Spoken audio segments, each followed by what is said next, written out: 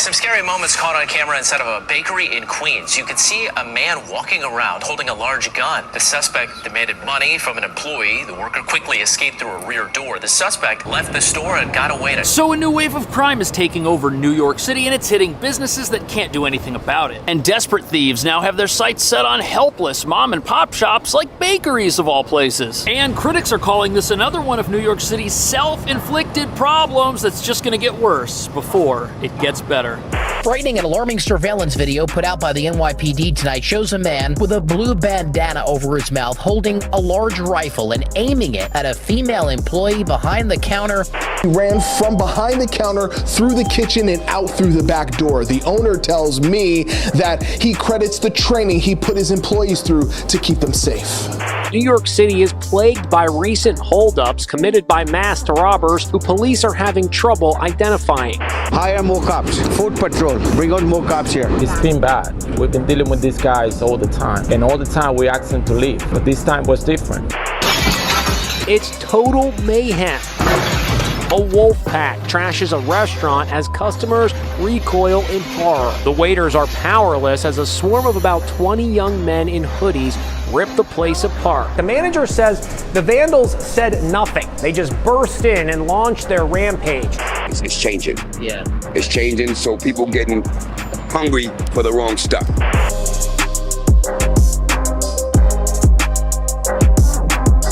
So the crimes being committed in this city are just getting stranger and stranger. But what nobody's talking about is that bakeries getting robbed, that's the predictable result of policies that force businesses to police themselves, while simultaneously defunding our police. Ensuring that crime from stores with money to secure themselves, like your nationwide drugstores, will be redirected to places that aren't used to being robbed at all because they bake things, give haircuts, or clean clothes. And when you see armed crooks robbing your local donut shop, that means they're getting pretty desperate. Because the places they're used to stealing from are now full of passive security measures meant to defeat their desire to take things and waste their time if they try. Which progressive criminal sympathizers say is how you win this battle, by convincing crooks that stealing isn't as easy today as it was yesterday. Which in a perfect world will lead those thieves to decide that changing their lives, enrolling in college, and getting a job in an office somewhere is a better life plan. Except that's not what's happening at all, which brings us to the real reason the types of crime we're experiencing in our city now border on bizarre and insane. Every passive effort made to turn a store into a jail for products that passively defeats criminals will cost millions of dollars, which not every store, especially mom and pop businesses, has the budget for, leaving them defenseless, tempting criminals used to robbing places like Walgreens to instead target our neighborhood stores, cafes, restaurants, you name it. And as you're about to see the criminals entering our bakeries, they'll stop at nothing to get what they want.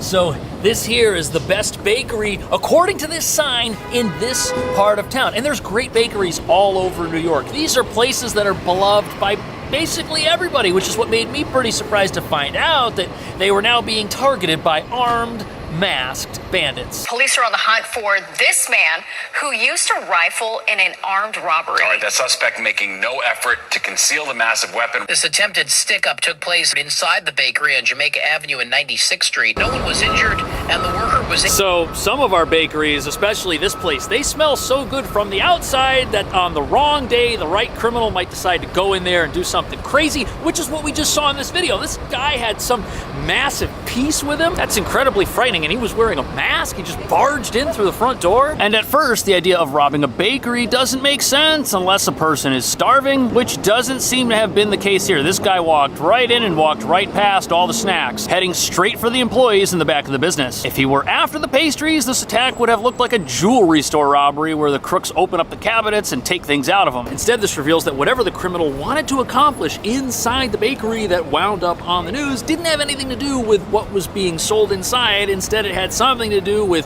either money that they thought they could find in there, possibly valuables that could have been taken from store employees or patrons of the business. People have cash, they have phones, they have wallets, or maybe there was some sort of personal vendetta. Again, he headed right for the employees that were in the back. Either way, this is frightening stuff. No one was injured, and the worker was able to escape through the back door, telling the man holding the rifle she had no money. The gunman then ran out empty-handed. When I moved here, this neighborhood was safe. it was safe. That's the whole reason why I moved here. Cops still haven't. So thankfully, even though this was an incredibly scary thing to learn about, and I'm sure it was terrifying for the employee that was confronted, nobody was injured. Luckily, after he entered the front door of the store in question, the worker who was inside was able to run out the back door and escape. And she did that after making it clear that she had no money. Then the thief ended up leaving empty-handed, which is very strange, making this a very bizarre potential robbery, if that's what it was even supposed to be. Money did come up in the conversation between the intruder and the employee, but you'd think that somebody who's a professional and was gonna go in dressed like that, acting like that, would already have a plan in mind, but it doesn't really look like that's what's happened, or the plan this crazy person had was thwarted immediately after they went in. Either way, everyone's thankful things did not take a turn for the worse. But the neighbors that frequent this little bakery, they're absolutely shocked. This is not the kind of thing that they expect to happen where they live. And as you're about to see, that's the real issue here, because this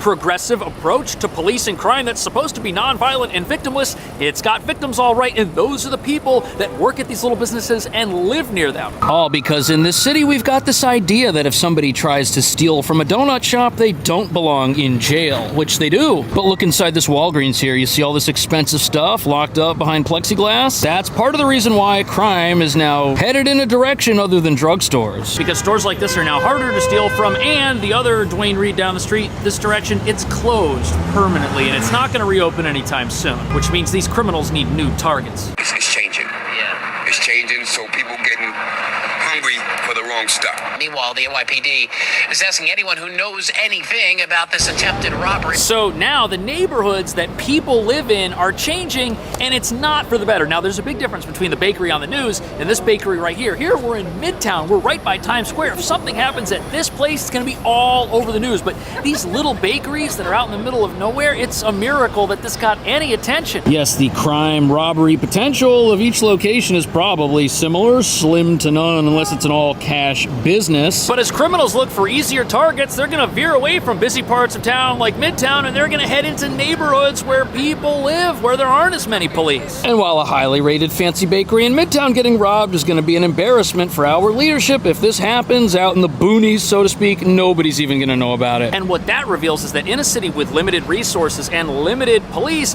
those police resources, they're only going to be put in very high-value parts of town. The middle class, your working-class neighborhoods, they're going to get screwed, and they are. Neighbors I spoke with say they want more action from police. Hire more cops. Food patrol. Bring on more cops here. That's what we're paying taxes for.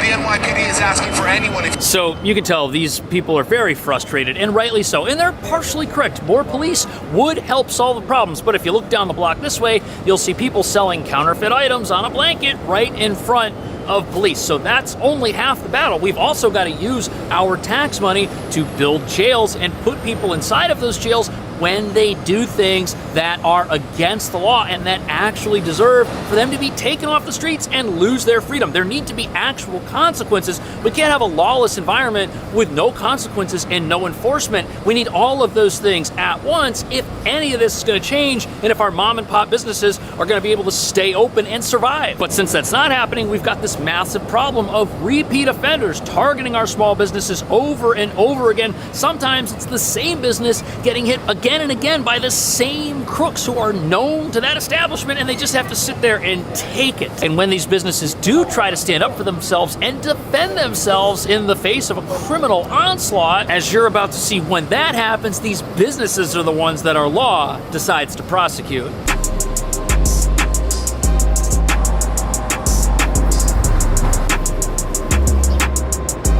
So if you look around, you'll see that New York City, pretty much every single residential neighborhood, it's going to be loaded with small businesses. These help the neighborhood survive. But now that our malls and our chain stores, now that those places are becoming impenetrable fortresses, little businesses like the ones you see around here, they're utterly defenseless. And some of these owners, they take it personally when somebody comes in and tries to rip them off. When these little mom and pop shops get hit by criminals, it's like those criminals are stealing their very livelihood out from under them. The store's surveillance video shows two young men walking in and splitting up inside Franja Wines and Liquors on Wyckoff Avenue.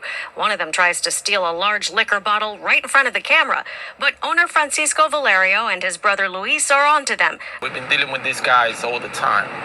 and all the time we ask them to leave. But this time was different. So what you have here is so common, I'm not even surprised one bit, because you've got these repeat offenders. They're hitting up the same business over and over again, and the owners that have been running this place for over a decade, they're watching this and they just have to take it. It's awful. And because we won't use our tax dollars to hire more police and to use those police to arrest people that actually get thrown in jail and lose their freedom, their store might have to shut down. But not for the reasons you might think, because what ended up happening in this tragic story is that the owner ended up defending himself and his business from these criminals who took things to another level. Francisco did not know what he had in his hand. Could have been a gun, could have been a knife. But it was Francisco who had a gun, but he accidentally fires it. Francisco Valerio. So apparently in this story, we've got a couple of robbers, repeat robbers of this business. Apparently they come in all the time and steal things, but this time they decided that instead of letting the owners kick them out, they were going to come back and open the store door and try to assault people inside the store. As these criminals were doing that, the owner of the business, which in this case is a liquor store, he was struggling with the thieves, getting them to leave the property, but his concealed carry device ended up discharging. And the last thing we want in New York City is vigilantism. We don't want business owners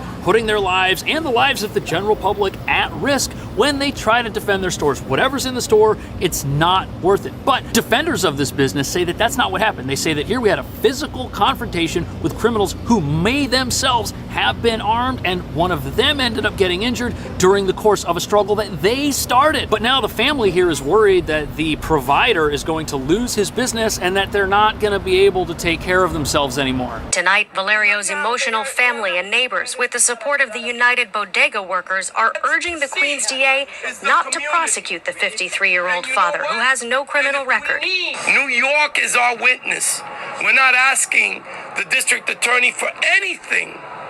That's not fair. Francisco Valerio has a So if you ever wanted evidence of how progressive laws and rules put law-abiding, working, normal people at risk, this is it, because the owner of this business, he did everything right. He had the licenses for all of the things that he had on him at the time this altercation happened. The altercation was started by violent criminals. Things got out of control, someone got injured, and now the business owner is the one that is being made out to be the criminal here. And the justice system here is looking at everybody as if they're a criminal. They've got one guy that was attempting to steal, and they've got another guy that harmed someone else, maybe intentionally, and they're gonna find out. And sadly, you've got many people who think that if somebody were to be hailed as a hero for protecting themselves, their store, their customers, their family, their business, that this would just encourage other people to do the same. Again, we don't want that. We want more police, but we're not willing to hire them. And critics say that when you have a situation like that, it means you're going to have business owners who take matters into their own hands when it would be much better if they didn't have to do that. But remember, this is a lawless environment where stores are supposed to police themselves because the police aren't coming. Francisco Valerio has a concealed carry permit, as many New York City liquor store owners do.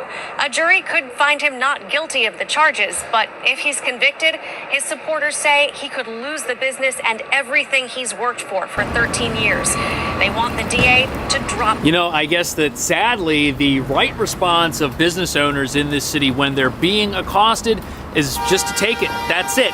Take it and charge your customers more and figure out a way to either chain your products up so that they can't be stolen or shut down. That's an option too. Just don't be open in this city if you don't like how things work. Now, I understand that from city leadership's perspective, they have to make sure that justice is enacted on all fronts. And that might mean that somebody who accidentally discharges something and injures somebody else has to be charged so that evidence can be discovered to make sure it wasn't premeditated, because that's very serious. And sadly, the criminals in this situation, what do you think's going to happen to them? They're probably just going to get a slap on the wrist again. They didn't take anything. The value of things stolen is zero because they were caught and they were ejected from the store. They may get charged with something, but again, nobody was injured, so how violent was it really? The criminals, they're going to get a slap on the wrist. They're probably already back out there, not even remembering that this whole event transpired because there weren't any consequences for what they did. And this whole situation's made even worse by the fact that a lot of the folks attacking our small businesses, these are people that are seen as victims by our legal system, while the owners of this businesses, they're seen as privileged, maybe even seen as oppressors because they're in charge and they're the ones making money, exploiting their workforces, because that's what all business owners end up doing. And when you've got a society that demonizes personal accomplishment and looks at all business owners as just being greedy oppressors, it makes sense that that the side of the criminal gets taken more often than not. And that explains why the approach to justice and law enforcement and store and business security here revolves around